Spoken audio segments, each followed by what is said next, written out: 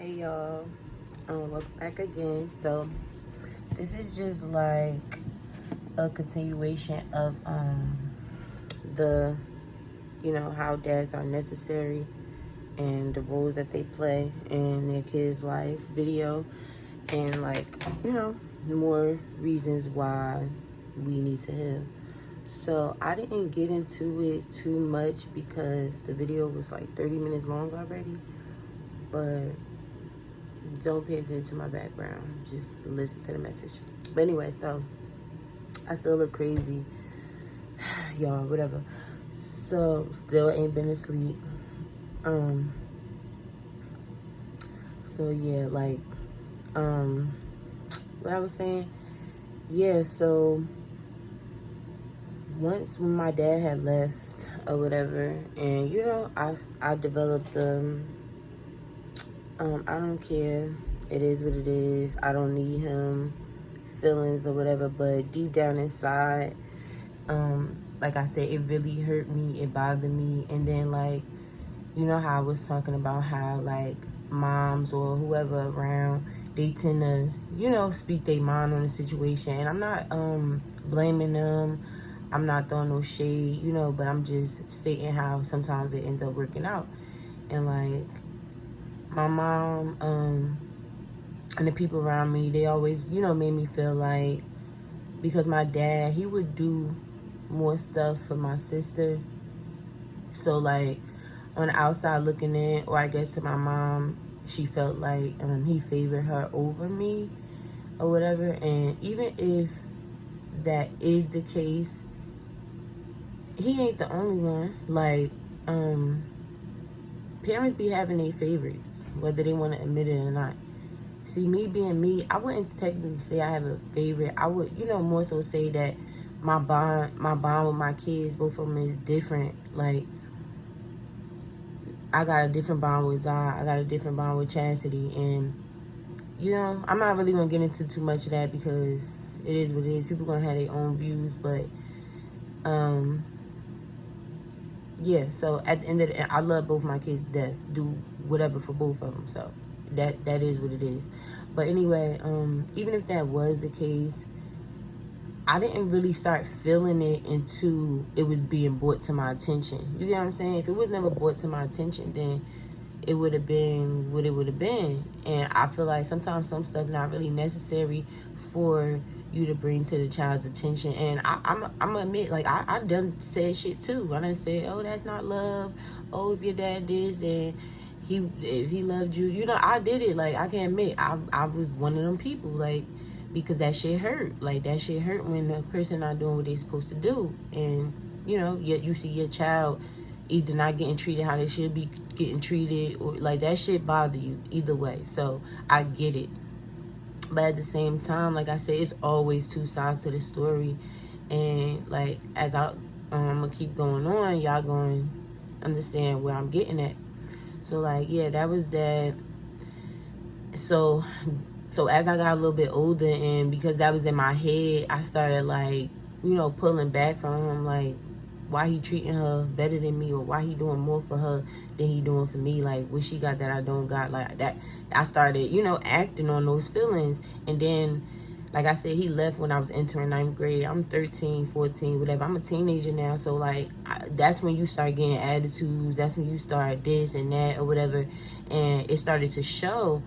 And some people can't handle that. And I'm not making excuses, but it's real. Like, some people can't handle that, especially coming from your kid. That shit hurt when, that shit make you almost feel guilty in a sense, or like, where did I go wrong? Like, why she mad at me? Whole time, it's other shit that's going on in their head that they not thinking, that they not talking about.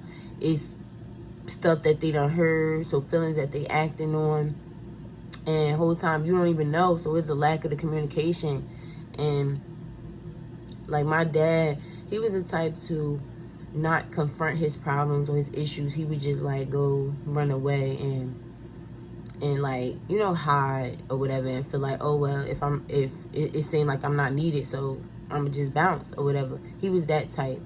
He wasn't the type to like get all rowdy and fight and try to figure it out. He would just like, leave and like, oh well, I'm not wanted, so I'm out.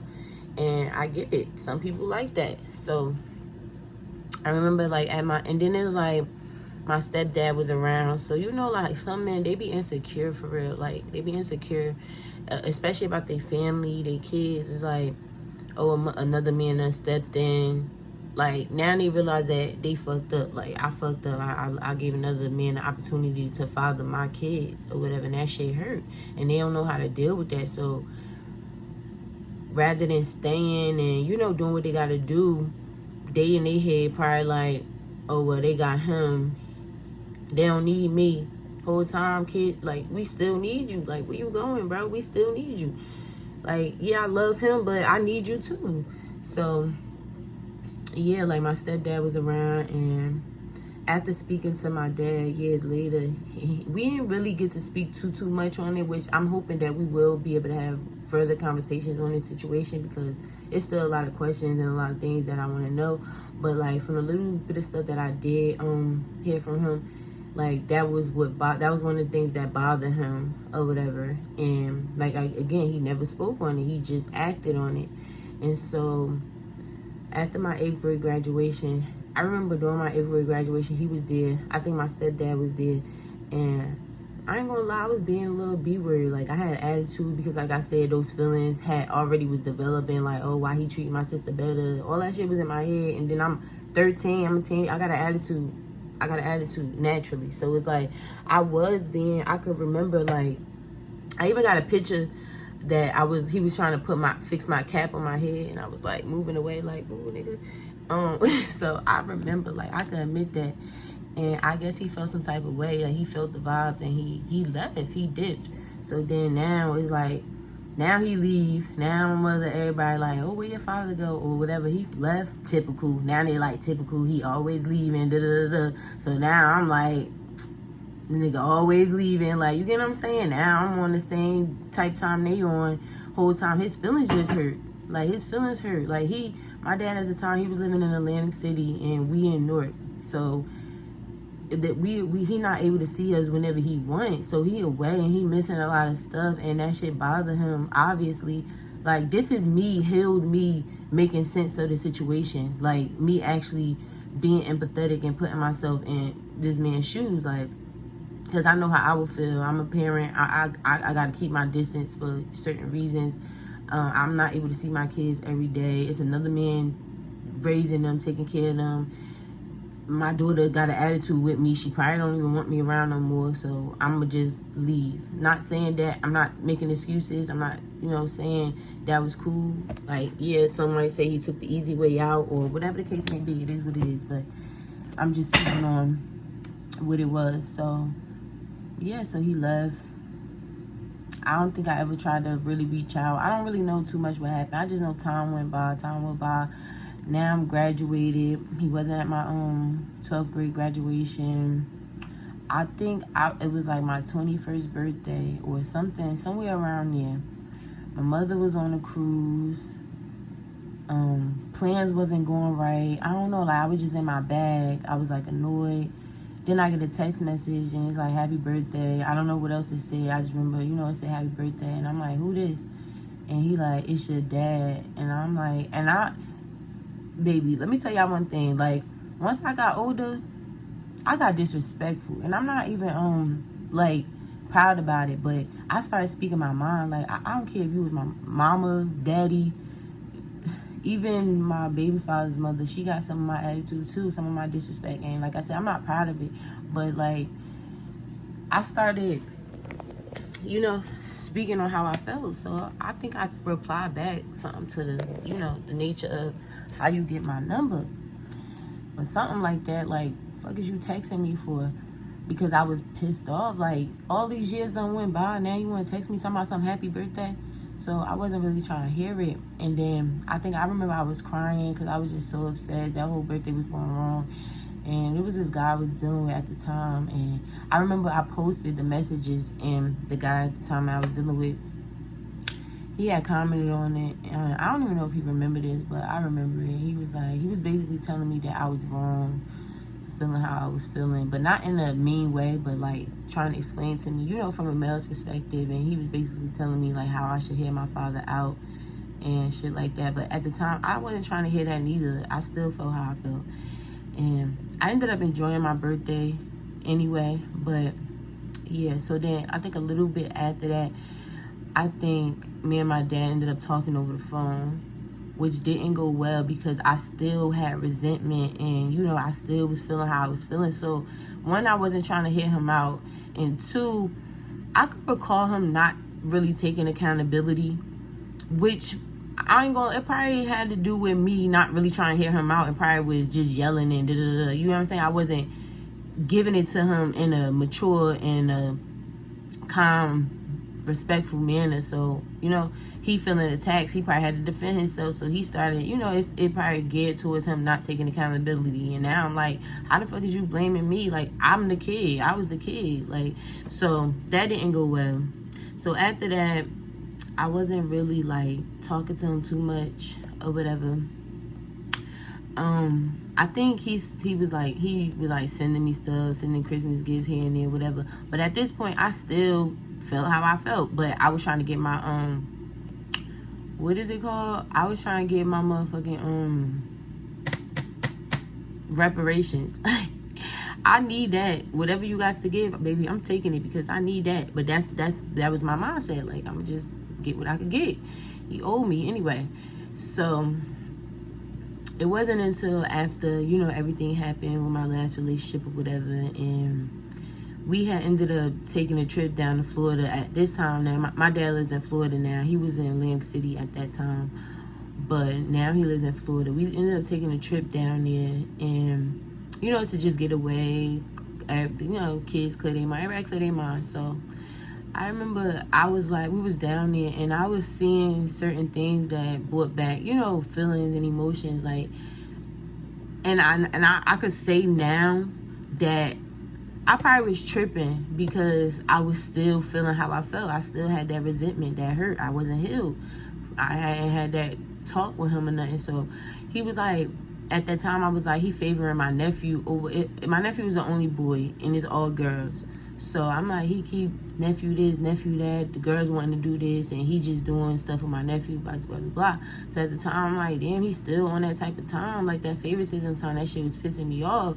So I didn't say nothing. I just was like letting the trip go by. I'm like, I'm never coming back down here. I had that in my mind, like, I'm never coming back down here.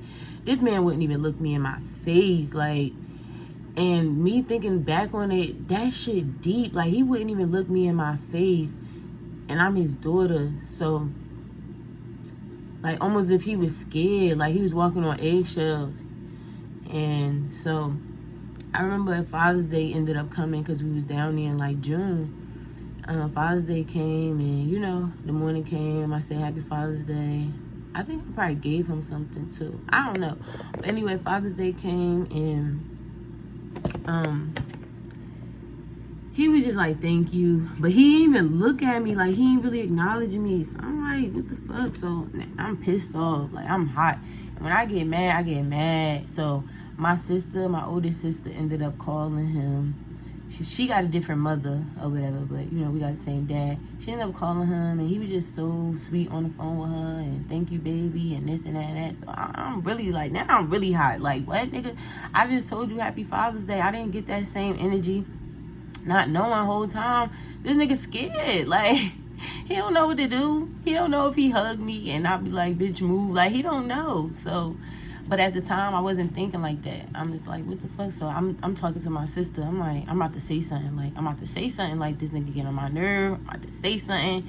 Whole trip about to be ruined, because if y'all know me, y'all can ask anybody, bro. I'm gonna say what I gotta say. Well, me then. Me now, I'm a little different. I'm not, you know, I don't be with that shit no more. So, but yes, I'm like, I'm about to say something. So I'm just like, now I'm pissed off. I'm like, I just told you Happy Father's Day, and you ain't hug me, you ain't do nothing. It's like you ain't even really care, but you went on the phone with Isha and and you putting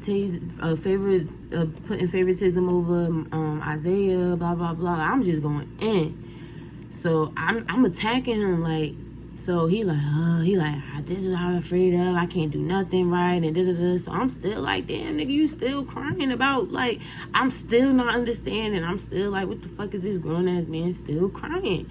So then we ended up going in the garage and, like, having a little heart-to-heart, like, little family session or whatever. What is it called? Intervention or whatever. And I'm just letting it all out, like, you left and da-da-da-da-da, and this happened and this happened. You ain't even know because blah, blah, blah. I'm just letting it all out. We crying, he crying, da-da-da-da. Everybody just crying. Shit just was crazy. So after that, he ended up apologizing. He like, I'm sorry. I take accountability for everything. I don't want to make no excuses. I'm gonna do better. Like, everything, like, that shit, it was real. It was really real. But I feel like it was necessary. And so after that, he actually started showing up. Like, he started doing better. He held his word. Like, he started being there for real. And so as I started healing and he continued to be there, it made me then, that's when I was able to, like, look at stuff from his perspective. But like I said, that's why I said healing is so important, because if I would never heal, I would never been able to see it from his eyes, or how he must have felt. I just felt how I felt, but I didn't try to think about how he must have felt about the situation. And as far as my nephew, he was the only boy. You get what I'm saying? He always the only boy, and my nephew be going through shit too. So it's like, of course my father going to gravitate towards him. He the only guy there. Like, he need to have his time, and I understand that now. But at the time, I was just like, we going through our own shit. My kids going through their shit. Like, I wasn't trying to hear none of that. But me now, I'm like, everything he did or however he moved, it makes sense. I'm not agreeing with it, because he could have went about it a different way. But at the end of the day, like I said, we all human. We all make mistakes, and we gotta learn how to forgive. But when I thought about it, I'm like, damn, I didn't think about it from his perspective, especially as a parent, as a male, a man. And, like I said, they're not able to just talk about their feelings. They're not able to do none of that shit. They got to hold that shit in, or else the world gonna be like, oh, you weak. What you crying for? Like, that's not right. And that's why, like, y'all got to let y'all sons cry for real. Let them play with them doll babies. Let them get that experience. Stop telling them, oh, you a boy, you a boy. They know they a boy, bro. They know that. It's okay. Like, that's why I'm like, yo, God, I be wanting a son so bad, because, like, I already know how I'm gonna raise my son. It's like, y'all gotta let these babies cry. Y'all gotta stop telling them to hold that shit in. Y'all gotta stop talking about, oh, toughen up, toughen up. Like, no, they need that for as long as possible, because when they get out in the world ain't gonna love them. The world ain't gonna tell them it's okay to cry. The world ain't gonna tell them none of that. And I remember it was times, like, we was leaving my dad's house, and he would be sitting there crying. Like, that shit hurt him that he couldn't have been around us a lot. And we was like, you know how kids, when you get in trouble, like when a parent yell at you or whatever, and now was like, I want to go home. We used to do shit like that, and that shit used to hurt him. And he didn't really realize that that's a normal thing. Like, kids do that. Like, when one parent make them mad, they want to go to the other parent. And so I remember one time we was doing some bullshit. It was really my sister's fault. She had threw, like, his fishing line and all over the trees and stuff. And he was pissed off, which, okay, is normal. And he yelled or whatever. He never hit us. He never beat us. And then he yelled. And I think my sister was crying. So I started crying. But we was weird as kids. Like, she would cry, I would cry. And then she like, I want to go home. So that made me be like, oh, I want to go home. But I probably really ain't even want to go home. But I wasn't about to stay there by myself. So my dad, he's so sensitive. He called my mother to come get us. And we leaving. He's sitting in the chair crying. And I remember going to him and I started crying because I'm like, damn, he hurt. He like, it's okay, baby. I'm okay. Da, da, da. But I knew he was hurt. Like, I felt that. And I was young, but I remember that. And it's like, he really loved us. And I just could only imagine, like, those years when he wasn't speaking to us, like, what he must have felt. Like, time was going by. And he just was wondering. He was like, you know, he probably was going through it. And then when he finally hit me up on my birthday and I dismissed him, like, that shit hurt more. So I get it. And that's why I say, like, we need to heal for real, because if not, shit gonna be messed up. Like, it's gonna be bad. And my dad, like, he used to take us fishing, flying kites, like, all that stuff. And yeah, like, y'all gotta love on y'all kids, because that's where it started at. Love on these kids, love on these babies. Stop yelling at them so much. You know, I myself, like, sometimes I be catching myself, you know, let them be themselves, let them express themselves. It was another topic, you know, that me and my friend was talking about, as far as, like, if we give these kids too much leeway. And honestly, no, because back then we was always told to be quiet. I don't want to hear it. I don't want to hear it. We was never able to really express how we felt. And when you grow up, that plays a part of your self-esteem. You know, it always make you second guess things, and you hold back, you afraid to speak up. And I don't want that for my kids. Like, I want them, the world, like I said, is out to get them already. So it's like, when they come home, I want it to be, oh, I could let loose, I could take this mask off, I could be myself. Because out there I can't be myself. Out there I gotta be somebody else, because the world ain't gonna love you how you get that. You're supposed to get that love at home. So it's like, let these kids express themselves. One time Chastity wanted to wear makeup, and this girl, she always wanted to wear makeup, and I'd be cool with it, but sometimes I'd be wanting to just, you know, see her face or whatever. So one day I was just trying to express that to her, but I was a little mean with it. I can admit that I was a little mean with it. Like, you think I always want to see this makeup type shit? Whole time she think her shit fly. So that shit hurt her. She in her head, she like, you don't like it. And she eventually was like, she was crying. She was like, I'ma just not wear no makeup. And then that shit hit me, and I was like, you know what? Wear your makeup. I was like, let mommy get the little lipstick and stuff, and let me fix it up for you or whatever. And I was like, you look beautiful, you know, and don't ever let nobody tell you different. If this how you want to express yourself, if this how you feel, then that's what you do. Even me, I was like, don't let me, you know, it's levels to it, obviously. But yeah, I was like, don't let nobody make you feel like you ain't the shit. You the shit with the makeup on and without the makeup on, you know? Either way. And it's like, it wasn't about what I said. It was about how I said it. Like, I could have presented to her way differently. I could have like, you know, baby, okay, you can wear the makeup today, because she already had it on. And then I was like, maybe tomorrow, if we go somewhere, let's just try to be, you know, beautiful Chastity face. Like, you know, mommy want to see that too. Like, natural, not beautiful, but like natural Chastity or whatever. So it's not always about what you say. Sometimes it's about how you say it. Like, and then, like, love y'all kids. It's not easy, even for me, especially for them first kids. Them first kids need all the love they could get, because they the experienced kids. They the I'm just figuring it out kids. And sometimes I sit there and I think about it, and it make me sad a little bit, because like, it's like I'll be just sitting there and I'll be like, damn, like, Zah got like, kids, they really get different versions of, you know, their parents. They each get a different parent. Like, and Zah got an unhealed, toxic, fucking 18-year-old and a 17-year-old parent. That's what she got. Like, and I'm not saying we was the worst, but it wasn't it. Like, you know what I'm saying? That's what she got. So sometimes I'll randomly just be in the house, and it'll just come over me, and I'll be like, just hug her. Like, go hug her. And I'll go and try to hug her, and she'll look at me like, what the fuck? And then, but she'll hug me back. So that means, like, she needed that. And it's like, yeah, we be forgetting, you know, that the older kids need it too. The first ones, because it's like, they've been through the growing part of us, and it's like, we still figuring it out. So it's not really our fault either. I've never had a 12-year-old. I ain't never have a 13, 14. You know what I'm saying? Like, I'm still learning. But like with my youngest, with Chastity, when she get 12, oh, I had a 12-year-old. I know how that go. She about to turn 7. I had a 7-year-old. I could go off that.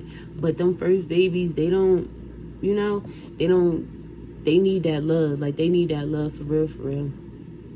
And like I said, like, Zah, she was in some shit for real. Like, this video about to be long again, but I be having so much to say. It's like, you know, me and her dad, we used to always go at it. We was always arguing. We was always fighting. Even when I was pregnant, I was like crying and depressed. And I'm not blaming him either, because we both played a part in that. Like, I could have been left. I should have been left. Like, it was mad signs, but I was trying to force that shit. I needed that love. I wanted my daughter to have a father. So I was forcing that. Like, that was big on that. Like, I wanted my family. So I was staying even when I shouldn't have. Like, I should have been left. But it's like, I wanted that shit so bad that I stayed. But it wasn't good. It wasn't good for her. It wasn't good for nobody. And, like, we would be fighting. I was pregnant. He would be cheating on me, and you know, even one time I caught him in the shower with this girl, and it's crazy because me and the girl be talking now, and she know who she is. It is what it is, girl, whatever. So yeah, I caught him in the shower with a girl before, went home with him that same night. Like, it was just toxic, like toxic after toxic. I remember one time I kicked him out, he left, he went home. I goes and follow him, like, you really gonna leave? Like, it's really over. He not really trying to listen to me. He just like, go ahead, go ahead. So now I'm mad. So now I put my hands on him first. And I can admit that. Like, sometimes I did throw the first hits because I was so angry and so unhealed. And it was just like, it was what it was. Ended up punching me on my fucking eye. Look, that's how I got this. Right here. Shit was leaking. Now I got a black eye. Like, it was times where we'll be fighting. I'll be outside the room crying and shit. And him, now it's like, I'm tired of this. She getting older. I don't want to do this no more. It's not healthy. So now I'm trying to move on. He ain't trying to let me move on because this his family. Like, how dare you? Where you going?